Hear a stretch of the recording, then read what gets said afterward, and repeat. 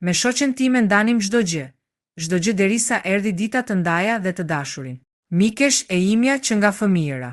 Në kopësht, në shkollë, palla gjithmonë bashk.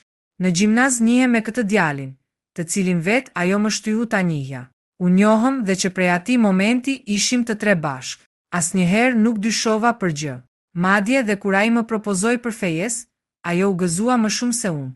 Por ja që festën e bën ata të dy, pa mua. Harruan të më ftonin me siguri. Më thonin që të kisha kujdes, sepse nuk mund të jemi të tre perfekt. I treti është i tepër, por unë nuk besoja asgjë. U nisëm një ditë në Laç se doja të merrja bekimin e Zotit para se të fejohesha.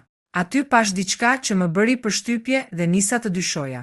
Të tre qirinjt i ndezën bashk pra njëri tjetrit, por ajo u kthye dhe e largoi timin. U habita, por nuk fola.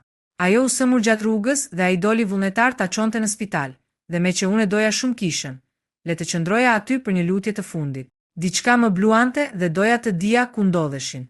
I ndoqa dhe pash që shkuan në një spital me emrin hotel. Zguxova të shkoja më gjatë. Ata ishin bashk. I shkruajta për t'i dhënë urimet. Doja të isha e para që i uroja. I zhduka nga jeta dhe sot i shoh në rrugë. Nuk ndjej asgjë. Fundja, dy njerëz pa vlerë humba.